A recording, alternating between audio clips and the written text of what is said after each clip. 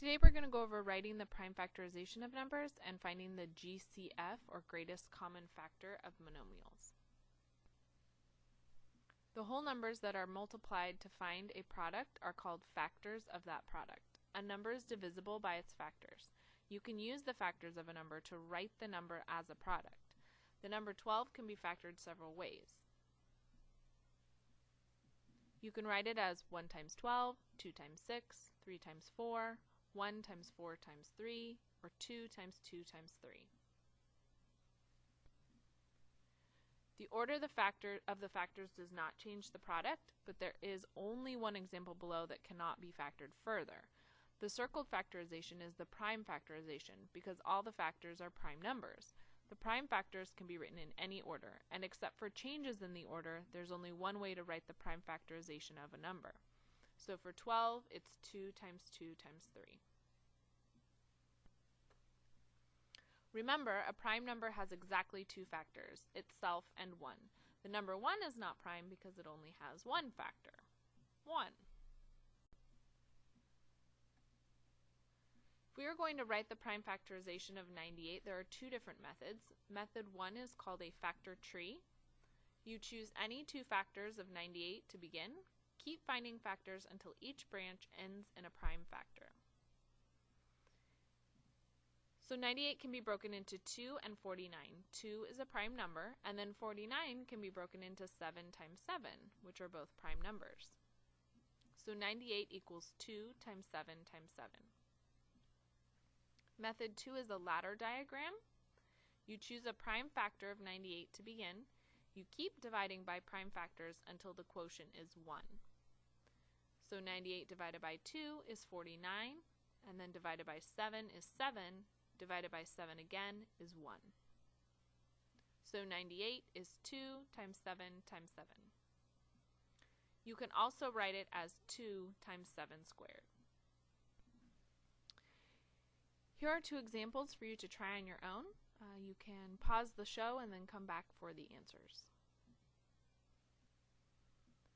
For 40, they used a factor tree, breaking 40 into 2 times 20, and then 20 into 2 times 10, and 10 into 2 times 5. If you broke it down differently, that's fine, but you should end up with the same prime factorization at the end.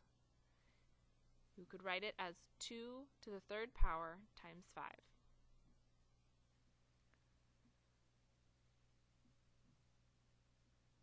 For 33, they used a ladder, divided by 11 and got 3. So 33 was equal to 3 times 11. So the prime factorization is 3 times 11. Here are two more examples for you to try on your own. You can pause and then come back. For 49, they did a factor tree. They divided it out into 7 times 7, or 7 squared. 19, they used the ladder, and they divided by 1 and got 19, because 19 is a prime number. So 1 times 19. Factors that are shared by 2 or more whole numbers are called common factors. The greatest of these common factors is called the greatest common factor, or GCF for short. Factors of 12 would be 1, 2, 3, 4, 6, and 12. Those are all whole numbers that can be evenly divided out of the number 12. Factors of 32 are 1, 2, 4, 8, 16, and 32. Their common factors are 1, 2, and 4. The greatest of those numbers is 4, so that's the greatest common factor. To find the greatest common factor of each pair of numbers, 160, there are two different methods. The first method is to list the factors. So factors of 100 are 1, 2, 4, 5, 10, 20, 25, 50, and 100. Factors of 60 are 1, 2, 3, 4, 5, 6, 10, 12, 15, 20, 30, and 60. The greatest of the common factors is 20, so that's the GCF, or greatest common factor, of those two numbers. To find the greatest common factor of 26 and 52, method 2 is called prime factorization. You write the prime factorization of each number. So for 26 it would be 2 times 13, and for 52 it would be 2 times 2 times 13. You line up the common factors, 2 and 13, and then multiply them together. 26 is the greatest common factor between 26 and 52. This is for you to try. You can pause the slideshow and then come back and check your answer. They chose to use method 1. It's fine if you use method 2. Should arrive at the same answer. They listed all the factors of 12, which are 1, 2, 3, 4, 6, and 12. And then the factors of 16, 1, 2, 4, 8, and 16. The greatest of the common factors is 4, so that would be your answer for the GCF. Here's another example for you to try, and then you can pause the slideshow and come back and check your answer. For this one they did method 2, which is prime factorization. The prime factorization of 15 is 1 times 3 times 5. And for 25, 1 times 5 times 5. Lining up the common factors, 1 and 5 multiplied together, and you get 5 as the GCF of 15 and 25. You can also find the GCF of monomials that include variables. To find the greatest common factor of monomials, write the prime factorization of each coefficient and write all the powers of variables as products, meaning you bring it all down so they each have a power of only 1. Then find the product of the common factors. So if we were going to find the GCF of each pair of monomials, and it was 15x to the third and 9x squared, we would write the prime factorization of each coefficient, the number being multiplied to the variable, and write the powers as products. So write all of the variables down to just each having a power of 1. So 15x to the third would be 3 times 5 times x times x times x. 9x squared would be 3 times 3 times x times x. Lining up the common factors, we have 3, x, and x. Multiply them together, and we get 3 times x is 3x squared. So the greatest common factor of 15x to the third and 9x squared is 3x squared. That's the largest thing that could be divided evenly out of both of those terms. To find the greatest common factor of 8x squared and 7y to the third, we would write the prime factorization of the number, the coefficient, and write all of the the variables with an exponent of just 1. So 8x squared would be 2 times 2 times 2 times x, and 7y to the third would be 7 times y times y times y. We have to line up the common factors, but there aren't any other than 1. So the greatest common factor between 8x squared and 7y to the third is just the number 1. If two terms contain the same variable raised to different powers, the greatest common factor will contain that variable raised to the lower of the two powers. These are for you to try, so you can pause the slideshow and then come back to check your answer. So for 18g squared and 27g to the third, writing out the prime factorization of the coefficient, the number in front of the letter, and then all of the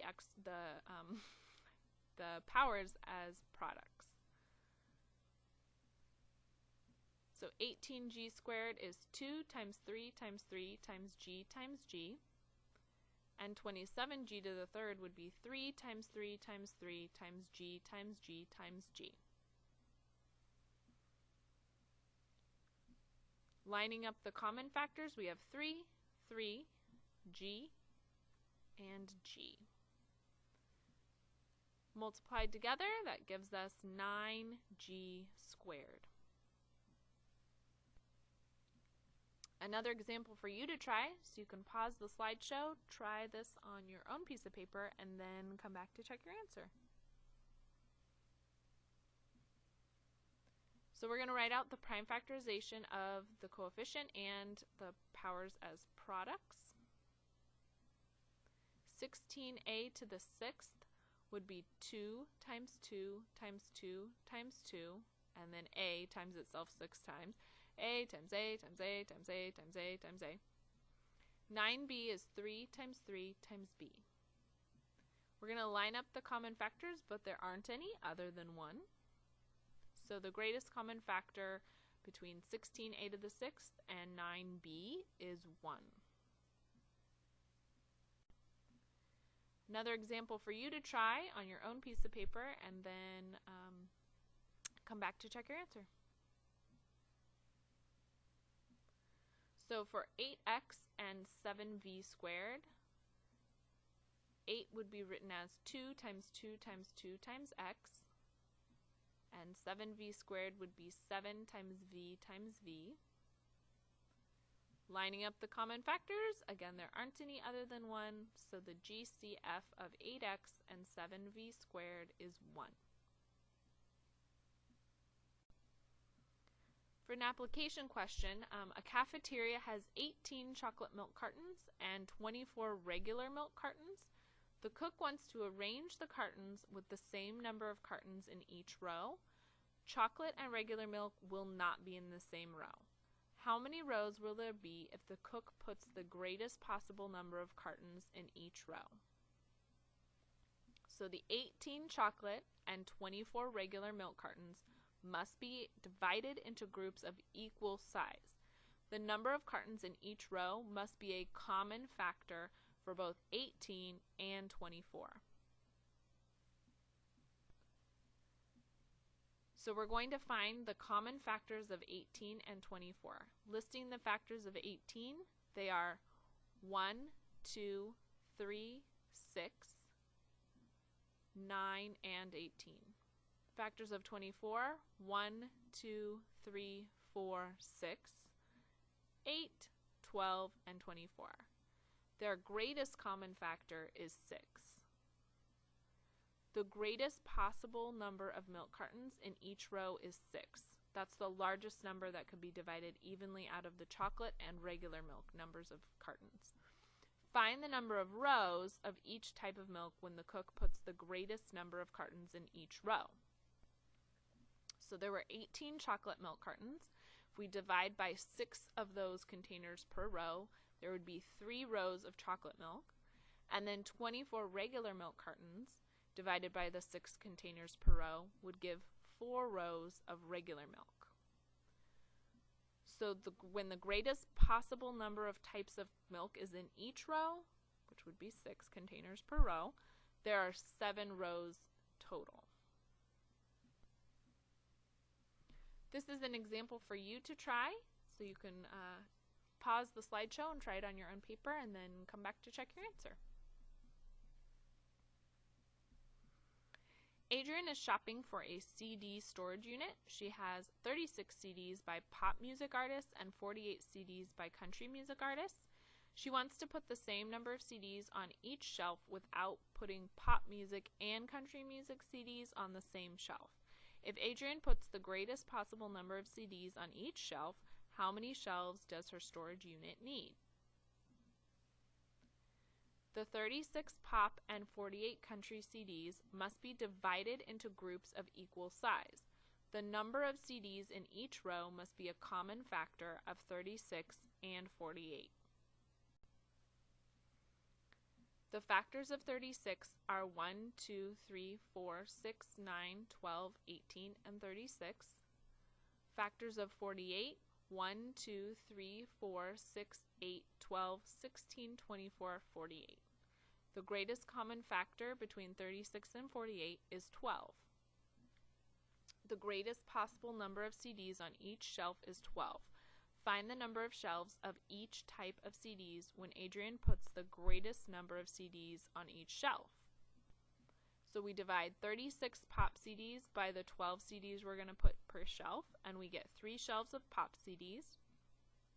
48 country CDs divided by 12 CDs per shelf, and we get 4 shelves of country CDs. So when the greatest possible number of CD types are on each shelf, that was 12, there are 7 shelves in total.